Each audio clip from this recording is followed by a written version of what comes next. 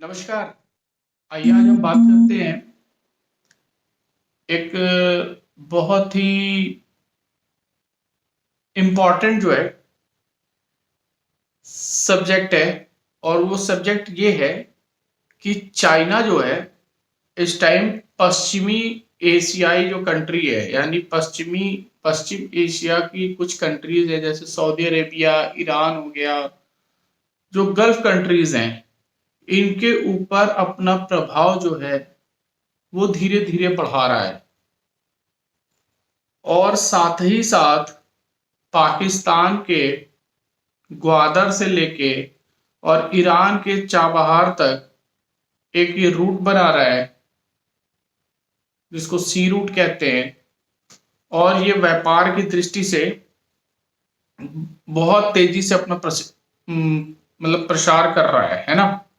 और इनके पश्चिमी एशियाई जो देश है, इनके ऊपर अपना प्रभुत्व जो है वो बहुत तेजी से ये जमाने की कोशिश कर रहा है। और ये किस चीज का फायदा उठा रहा है, देखिए इसको समझते हैं। इस टाइम क्या है कि यूक्रेन और रशिया का हमारा वॉर चल रहा है, उसका पूरी तरीके से अच्छी तरीके से अगर देखा जाए तो यूटिलाइजेशन जो है वो चाइना कर रहा है। और उसमें चाइना कर क्या रहा है कि ये ईरान और सऊदी अरेबिया के बीच में जो है हमेशा राइवलरी रहती है, यानी दोनों कंट्रीज एक दूसरे से हमेशा झगड़े में, विवादों में उलझी रहती है। क्योंकि जो ईरान है वो शिया बाहुल मतलब देश है, और आपका सऊदी अरेबिया सुन्नी बाहुल है। तो उसमें क्या है कि ये दोनों देश आपस में कभी भी जो है मतलब सामंजस्य बना के नहीं रहते। उसका कारण ये है कि दोनों गल्फ कंट्री और दोनों ऑयल प्रोड्यूसिंग कंट्रीज हैं, और इनका जो है हर देश से जो है मतलब देखेंगे कि हर देश से इनका ट्रेड रहता है। तो ये ऑयल प्रोड्यूसिंग है, सेम चीज का व्यापार करते हैं, तो इन दोनों के बीच में एक कंपटीशन रहता है। इन दोनों के बीच में मेल मिलाप करने का काम वो चाइना ने भी किया हुआ है। और ये क्या है कि चाइना अपना धीरे धीरे प्रभुत्व जमा रहा है कि देखिए पश्चिम एशियाई जो कंट्रीज है वो मेरा बात मानती हैं, और इस तरीके की चीजें वो प्रदर्शित करने की कोशिश कर रहा है। अब इसमें हो क्या रहा है कि चाइना करेगा क्या कि अपने ट्रेड रूट्स जो है वो, आपको मैंने बताया पाकिस्तान के ग्वादर से लेके और ईरान के चाबहार तक जो है ये एक ट्रेड रूट अपना सी के थ्रू बना रहा है। फिर अगर आप देखेंगे तो इधर कजाकिस्तान के थ्रू जो है ये टर्की होते हुए यूरोप में एक रूट बना रहा है। ठीक है, ये उधर के साइड से रूट बना रहा है व्यापार के लिए, जैसे प्राचीन समय में या मध्यकालीन समय में सिल्क रूट था, उसी तर्ज पे सेम जो है चाइना इस टाइम पे ये कार्य करने में जुटा हुआ है। ठीक है, अब देखिए जरा सा हम इसको समझते हैं कि चाइना कर क्या रहा है और ये किधर से क्या करना चाहता है। देखिए अगर हम बात करते हैं चाइना की, तो देखिए अगर हम ध्यान से देखें तो ये हमारा चाइना है। ठीक है, ये हमारा चाइना है। और अगर हम इधर देखें तो ये मेरा इंडिया है। इधर के साइड अगर आप जाते हैं तो ये पाकिस्तान है। ठीक है, और पाकिस्तान के इधर जाएंगे तो आपका क्या पड़ेगा, ग्वादर पड़ेगा। ठीक है, और ग्वादर जो पोर्ट है, यहां से जो है ये जो आपका ईरान वाला इलाका दिख रहा है, ये कुवैत और ईरान वाला, ये जो कुवैत और ईरान वाला इलाका है, यहाँ पे चाबहार एयरपोर्ट है, जो कि भारत के लिए नॉर्थ और साउथ जो इनका ट्रेड रूट है उसके लिए बहुत ही इंपॉर्टेंट है, जो कि रशिया के साथ इनका इधर से होते हुए, इधर से कजाकिस्तान होते हुए इधर रशिया की साइड या यूरोपियन कंट्रीज में जाके मिलेगा। वो भारत के लिए बहुत इंपॉर्टेंट है और चाइना उस पर जाके कब्जा कर रहा है। ठीक है, तो ये एक हमारे लिए बहुत ही चिंता का विषय है। और प्लस अगर हम देखें तो ये हमारा चाइना है, और चाइना इधर से, ये हमारा चाइना है, इधर से होते हुए टर्की होते हुए यूरोप में भी जाने की कोशिश कर रहा है। और ये एक रूट बनाने का प्लान कर रहा है। इसको आप ध्यान से देख लीजिए, ठीक है। तो अब यहां पे दिक्कत क्या है? दिक्कत यहां पे ये है कि अगर चाइना ऐसा करता है तो ये एशियाई कंट्रीज पे, पश्चिमी एशियाई कंट्रीज पे अपना अच्छे से प्रभुत्व जमा लेगा, जो कि भारत के ट्रेड की दृष्टि से, या एक तरीके से कहें कि भारत का एक, जिसको कहते हैं ना, पश्चिम एशियाई देशों से अच्छा एक इनका कांटेक्ट है। जैसे ईरान से हमारा बहुत अच्छा कनेक्शन है, क्योंकि ईरान से हम ऑयल का व्यापार करते हैं। सऊदी अरेबिया से भी हमारा अच्छा संबंध है। लेकिन चाइना एक ऐसा काम कर रहा है कि जिससे भारत से दूरी बना लें कंट्रीज, और चाइना के प्रभुत्व में वो आ जाए, चाइना के अगर इन्फ्लुएंस में आ जाए किसी तरीके से, ठीक है। चाइना बहुत ही धूर्त है और वो इसी चीज में अब लगा हुआ है, ठीक। भारत को इससे क्या घाटा है? अगर ये चाइना प्रभुत्व हो जाता है तो भारत को इससे क्या दिक्कत आ सकती है?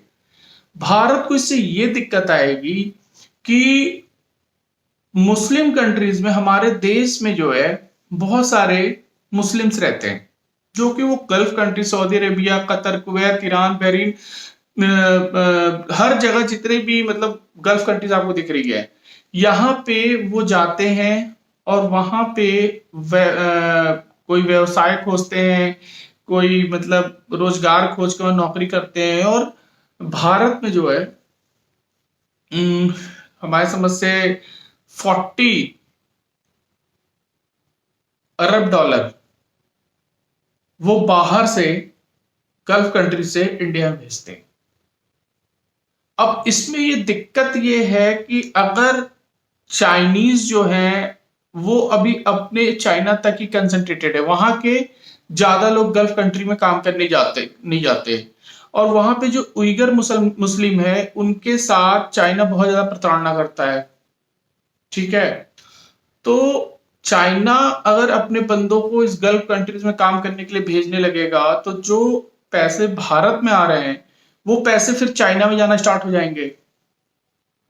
तो उसकी वजह से जो हमारा फॉरेन रिजर्व है उस पे एक बहुत ही मतलब कह सकते हैं कि घात हो सकता है।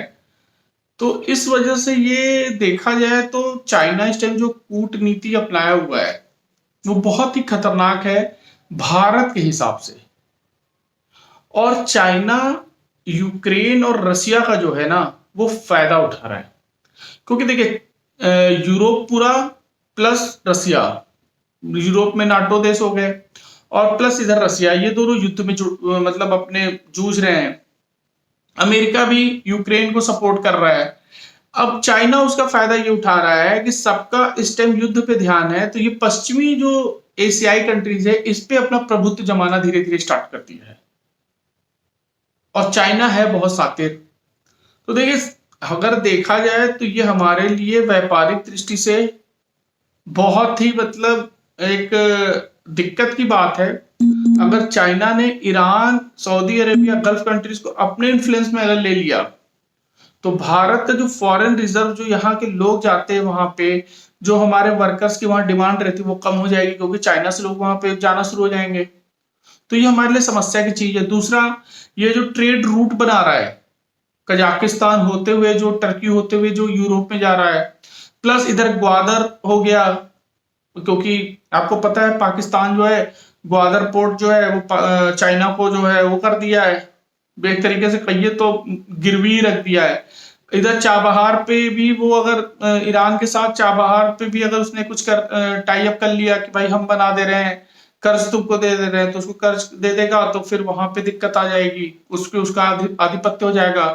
तो भारत जो चाबहार होते हुए और उधर यूरोपियन कंट्रीज में जो इनकी ट्रेड रूट है वो भारत के लिए दिक्कत में आ जाएगा।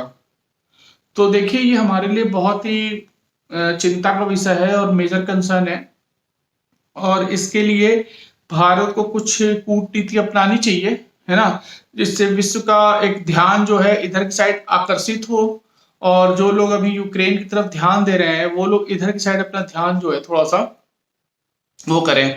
ठीक है, क्योंकि देखिए रसिया हो गया, अमेरिका हो गया, ये अमेरिका तो खास तौर से चाइना का प्रभुत्व नहीं चाहता है।